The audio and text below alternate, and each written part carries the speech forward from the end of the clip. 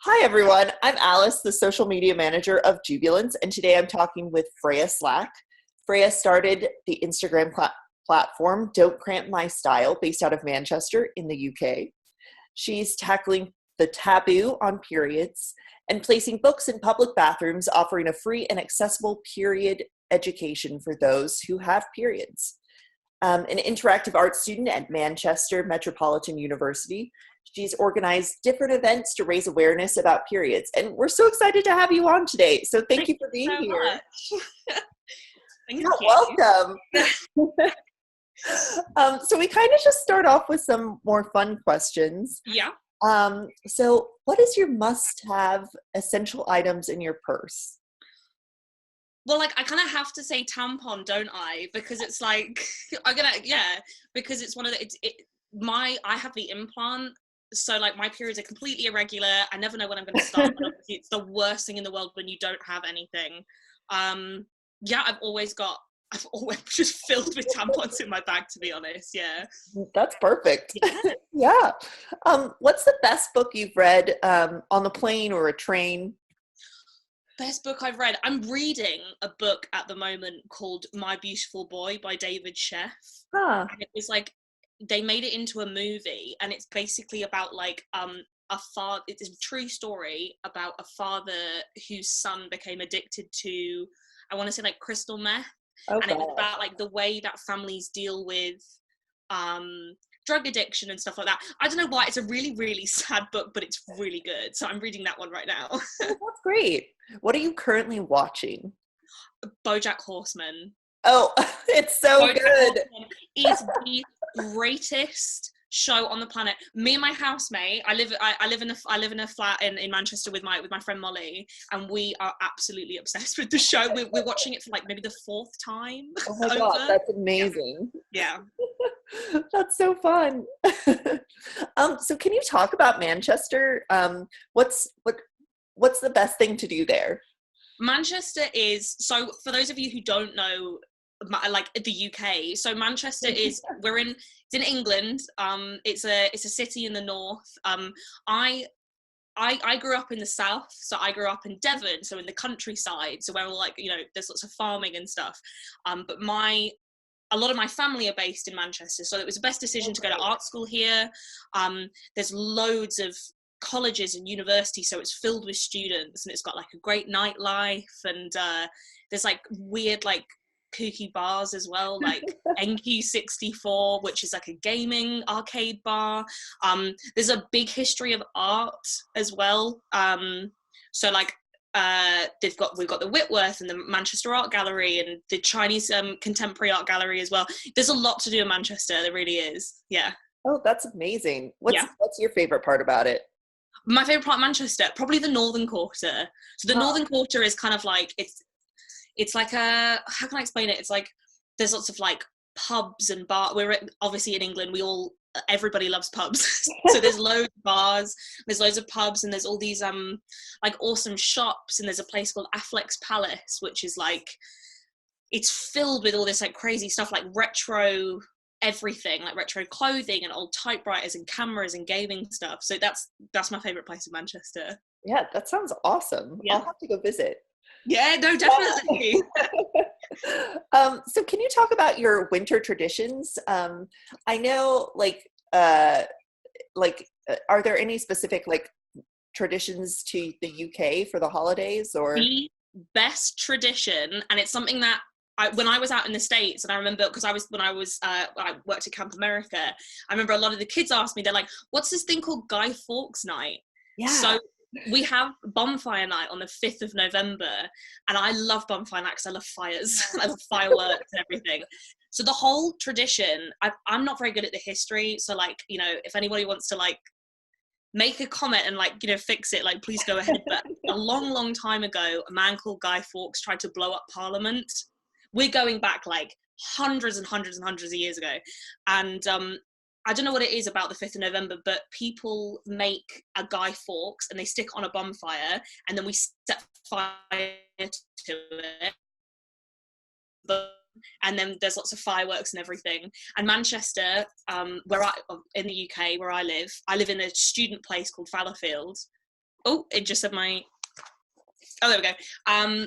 We have this bit like a huge park, and we watch all the fireworks and we watch Guy Fawkes burn. It's one of the weirdest British traditions, but we still do it. Wow, Yeah. that's so fascinating. It's crazy. Yeah, we have nothing like that, I think. No, it's completely different. I remember having to explain it when I was out in the States, and I was like, I don't even understand what it is, to be honest, but we still do it.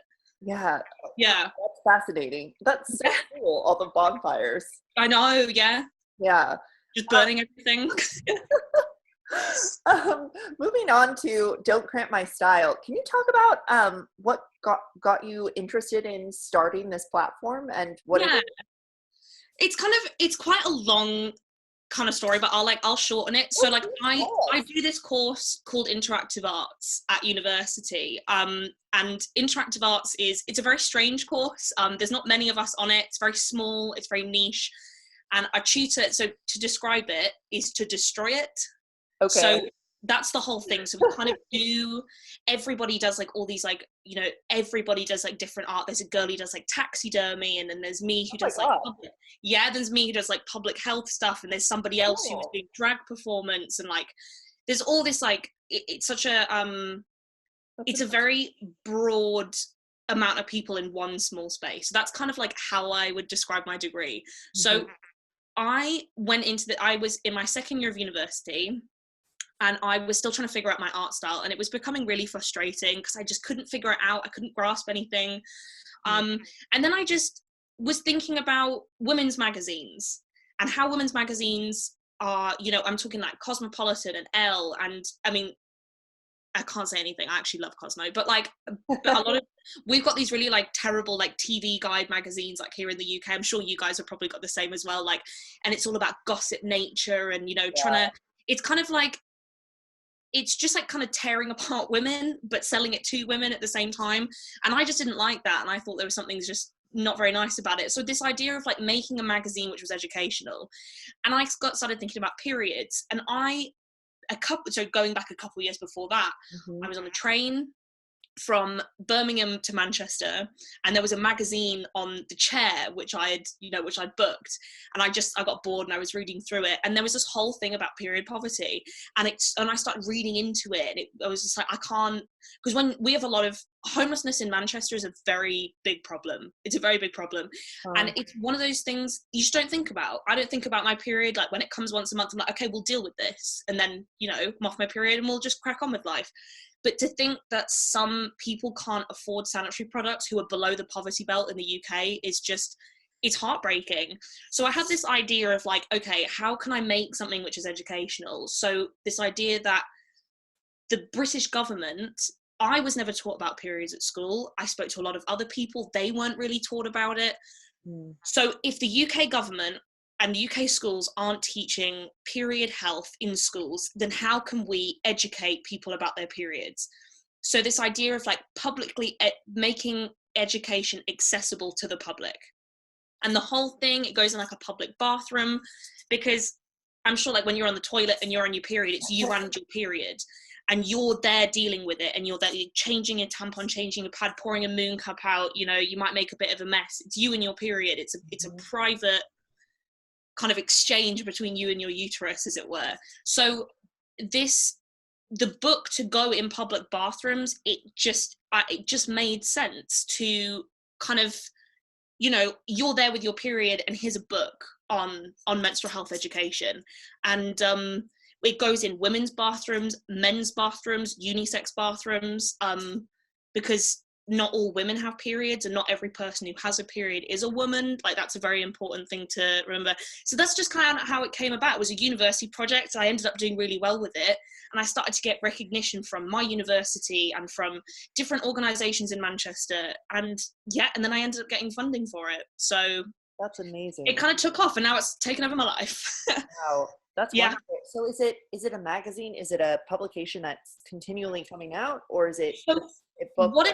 What it is it is just a little book. It's about like this big, like, the idea is like it goes in your handbag. Do you know what I mean? Like, it goes in your handbag, you put it in your back pocket. It's tiny. It's not that big, but it's rhizo printed. So there's a process called rhizo printing. And it is, as far as I know, and I don't really get the history of it. It was invented in Japan, and it's a cheap and environmentally friendly way to mass print something. So one screen can print like 100 to 200 pieces of paper. Wow. So all you're gonna do, so that's how it works. So with Rhizo printed this book, so one screen will print out like 400 copies of the book. And then I put it all together in my uni.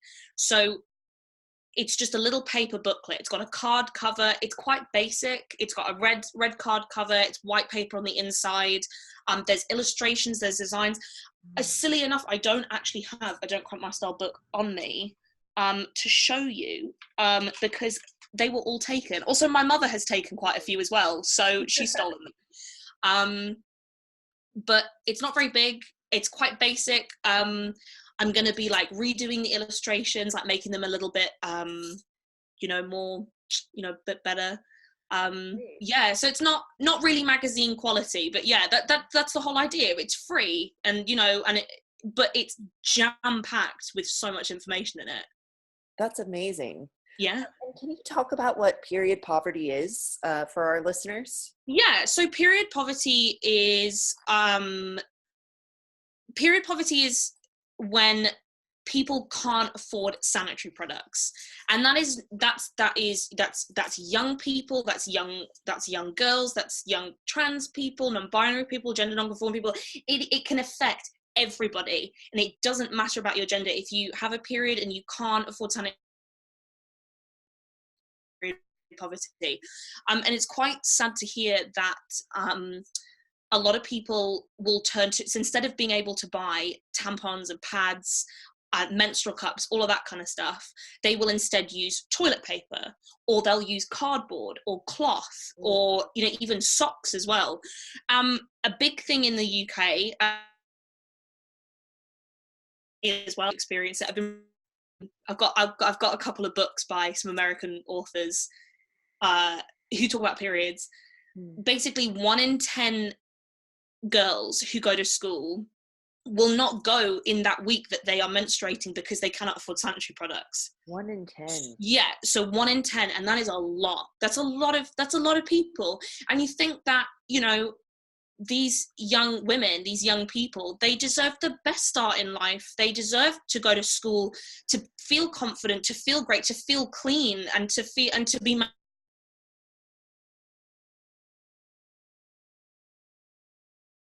it's finding it's and it's incredibly sad thing.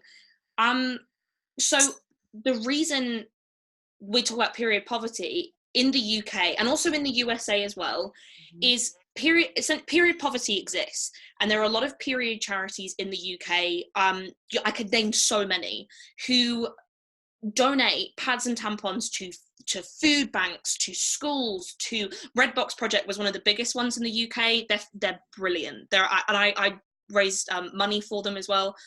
They're lovely. So there's period poverty, and there's a lot of charities that supply period products to, like I said, food banks and blah, blah, blah. But then at the core of that is the lack of education. And the lack of education of something is what causes a taboo. And then a taboo is what is creating this poverty. So if we can get to the core, if we can educate people about their periods, it's there in a toilet, it's there in a guy's toilet, it's there in a unisex toilet, a woman's toilet. If you can normalize this chit chat about periods, and you can bring it into your home, and you can bring it into schools, bring it into a podcast, all this kind of stuff. That is how we could get to the core of period poverty and make it something that, it doesn't exist anymore. So yeah. That's amazing, Freya. Yeah. Thank you. Talk more about like what you're doing to normalize this taboo, because I know I read a paper that said you were working on embroidery or working on like different artistic events that were trying to like start this conversation. Can you talk more about that?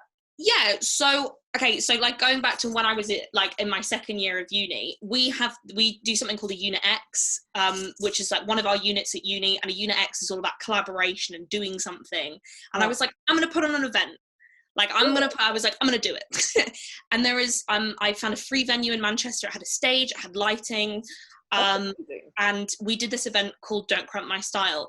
I love social media. I'm part of a generation that uses social media all the time. You know, we even met on social media as well. So like, you know, exactly. So social media is great, and it's fantastic to be able to talk about, you know, periods on social media where somebody's there with holding up their pad and taking a selfie like, I did this. And I think that's great, and I think it's empowering, and I think it's brilliant, but it is not a face-to-face conversation. So Don't Cramp My Style kind of works in like a two-pronged approach. So there's the books, which, you know, they go in the bathrooms, they're free, you take them away, you read about it, you learn about periods. And then there's also like the kind of art side. Like, I don't want to be biased as an art student, but I think art speaks volumes, like more than words can. And I think on a topic that is so personal and so something that can be difficult to talk about, I think art is a great way. You sit in silence in front of a piece of artwork and you can relate to it. So I ran this art event called Don't Cramp My Style under the same name. And I put it out on Facebook and social media. I was like, anybody who wants to make some art about periods, like, feel free. We had somebody paint with their menstrual blood. We had a wife and her husband get up and do poetry about period sex. It was fantastic. And we raised £300 for Red Box Project. It went really well. And I think I did another event in October as well, called You Are Right Down There, which is about starting periods. That's amazing. But it's like, we're going to keep going on with these art events because even if maybe you're not arty, you know, you're not an arty person and you don't really understand art, when you go into a room as a menstruator, there's going to be something in that room that you can relate to. You know, like somebody can go in and they'll have endometriosis, and maybe they haven't met somebody who's got endometriosis or knows many people, and there'll be some art about it and they'll be like, I get that and I can relate to that. And I think that's the best thing about periods. Periods are so different for everybody. They're different for you, they're different for me, different for my housemate, you know, for everybody. So to be able to relate to something, I think it brings a lot of, maybe it's like calmness, and, you know, kind of paints a better picture about, you know, you and your health. So yeah, that's kind of what we do. That's amazing, Freya. Actually, so I'm a theater director in my off time from this job. Nice. Yeah, I studied performance studies, which you also cannot define. Yeah, like then it's done. But yeah, my work is about creating stories for female artists and creating more space for women playwrights and shows. But I'm so inspired by this like work that you're doing with periods, and I wonder how I can implement that into my work. Have you ever heard of the vagina monologues? I have, yeah. I've seen them a bunch. That's amazing. I had this idea in my head to do something called the period monologues. Oh my God, that would be amazing. I know. I'm not a performer myself, but like, my God, I could talk about periods I probably will be for the rest of my life, to be honest. Yeah. But, like, what's so cool about the vagina monologues is it's done like every February all over like different universities all the world. I love it. Yeah. And it's just all over the world. Women's stories. So exactly, and I think it's fabulous. With the period project. Period monologues. Period monologues. That's awesome. So I was also wondering, do you have ideas for women who can start with the activism and start with like talking about this taboo? What should we be doing as women and as people now? Yeah, I think it's a really difficult thing to do. Like I never thought to myself, I've always, like, I identified as a feminist, you know, when I was kind of interested in, like, when I was, like, coming in my late teens, and then I was just like, do you know what? I absolutely am a feminist. Like, trying to figure out what that was, and now that, like, I've found my grounding in, like, okay, I want to talk about periods, I think if you deep down have got something, there's something inside of you that you want to tackle, you can do it. You can do it. I'm a girl who's from Manchester. I wear a lot of turtlenecks. I go to university. I work in a pub. Like, you can change so much, and it's stepping stones. Don't dive into the big thing. Never compare yourself to these other organizations. I had somebody messaging me from the Philippines actually a couple of months ago asking, how can I start like a period poverty charity? And I was like, whoa, big question. But I was just like, for instance, with periods, if you are from an area, maybe there's like a food bank near you or a school, you know, let's say, like, think of the USA, like if you go to a school, maybe you can talk to them about, like, you know, do you have young people who experience period poverty? And, you know, if they don't know, you can do a collection, you can talk to your local supermarket. I know that, like, in Tesco and in Sainsbury's, they do like in the they do local charity collections. I'm sure Walmart does the same as well. I remember seeing it when I was out there. Like, they do these big charity events. Like, you can find a place where you can make a collection, start gathering stuff, make a social media, be active on social media. That's kind of all the things I can really say. I was a university student and then my project just took off. So I was like, oh well, here we go. Yeah, that's amazing. What do you see for the future of your projects, or what's next? What with Don't Cramp My Style? Yeah. Well, now we're in the USA. No, just kidding. Woo! Well, I finally figured out my art style. I finally figured out what I want to do in the future. I was like, this is me. I come from a family of nurses, so my mum and my granny are both nurses, and obviously I go to art school. But if I could have done nursing, I think I'd absolutely have loved it. But I figured out my art style, and I think for me, it is about making public health accessible. So obviously we have free healthcare in the UK. Wow, dreams. And pardon?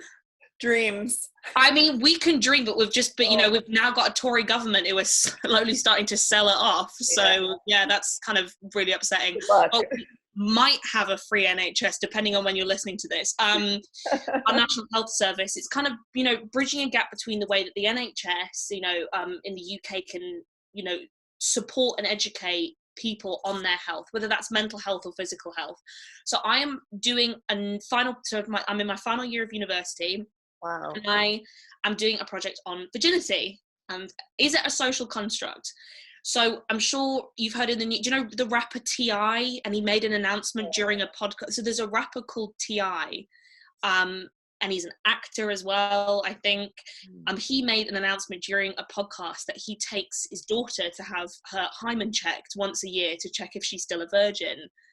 Wow. And it's quite shocking. And virginity testing is still present in the USA. It's present in the UK as well. It's actually, I read into it, it's actually it's not illegal, but the hymen itself is not, it doesn't prove anything. It doesn't, like, you know, going back to periods, I mean, like, if a woman's on her period and she, you know, or a person's on her period and they use a tampon, that can break a hymen, do you know? Like, so I'm doing this project on, if we educate people on virginity and we talk about it if it's a social construct, but you've got to be really careful because virginity is such a personal topic. So if we can educate people on virginity, can we end virginity testing? Because, you know, and we set in it, like, so I'm going to think of new ways to educate people. And I'm thinking of, like, how can this be brought into a classroom? Like, where can this go in the public? So I'm going to keep going with Don't Cramp My Style. And I'm very interested in, like, sexual health and reproductive health and the way that we can, you know, educate people on this. Because it's shocking, actually, how little people know. It's shocking how little I knew about periods when I started the project. It's crazy. So that's kind of where I'm going right now, is just going to keep going with the books, but going to do a new project on virginity now. So yeah. Wow, Freya, that's absolutely amazing. Yeah. Oh, you'll have to keep us updated on. Yeah, thank you. Yeah. I just have a couple other questions for you. Yep. And we ask everyone this question. So what does it mean to be a woman today? And obviously that definition is... I'm losing a bit of signal here. Hold on. Oh, I'm so sorry. Okay. Can you hear me now? Hello? Give me a second. Let me just open my door so I can get the signal. Perfect. Right. Let me just put that there. I can see you and hear you perfectly, if that's really helpful. There we go. How's that? Yeah, I see you and hear you. Okay. Can you hear me? Yeah, I can hear you now. Yeah. Okay, perfect. Yeah, so just the question that we ask everyone on this podcast is, what does it mean to be a woman today? And of course, there are so many caveats to that, and the definition is forever changing. The Yeah. definition of who and what a woman is changing. But for you, what does it mean to be a woman at this moment in our history? Yeah, I think for me, like, I would probably say that I've been thinking about this actually quite a lot, because I was, a lot of my friends, a lot of young people I'm surrounded by, also identify as feminists. And I would say that hold on a second, let me just close my door. As somebody who, when I started to get into feminism, and I started learning about it, and I was very interested, and I was reading books, and I was like, trying to figure out what it meant to be a feminist, is that what it did teach me was the way that I look at other women, and the way that I look at myself. And I've been thinking about that quite a lot, and I'm like, what, I'm really grateful for feminism, and I'm grateful, and like, I'm trying to put it into words, really. I don't really know what it means to be a woman, but what it means to be a feminist is just, it's broadened me as a person. It's made me not judge people like I did before. It's made me see beauty in different ways. It's made me, feel great about having a period. I didn't have that at the start, and now when I've done this project, I do. I don't know if that answers your question, or maybe some listeners might relate to that, but I think that's great. Thank you. Yeah, to what it feels to be a feminist. We're all changing. I'm 22 years old. I've got a whole life ahead of me, and it's something that's, it's intangible, and it's constantly changing. So yeah, I'm not really sure, to be honest. I hope that's a good enough answer. I think that's great. And then I just have one other question. Mm-hmm. So if a woman were to come up to you on the street and you had like a sentence or something to give them, a piece of advice, what would it be? I've always loved that quote. I don't even know who it's by, but it's like, one woman's beauty is not the absence of your own. Oh. And I think that's something that's so lovely, because, I went through school and people made comments, and, and like, in the older that I've got, I'm trying to, like, figure out me and what I look like, and, all this kind of stuff. And sometimes you look at other people and you're like, I wish I looked like that. But actually, another woman's beauty is not the absence of your own. And everybody has beauty in their own different ways. And I think that's a really lovely quote. I saw it on Instagram. That's wonderful. Yeah, I think that's really great. I'll take that away today. Yeah. Yeah. Is there anything else you want to add? Follow me on Instagram. Follow Don't Cramp My Style. That's it, really. I think it's fabulous to be able to be part of this. So thank you so much. Yeah, thank you so much for being on today. Oh no, I've absolutely loved it. It's been fantastic. Just if you want to follow Don't Cramp My Style, if you want to see what the books look like, give us a follow. We're still growing. We're still, we got more funding coming. So, we're going all over. So hopefully it will keep growing. Yeah. So if you want to follow our journey, give us a follow. Thank you so much, Freya. Thank you so much.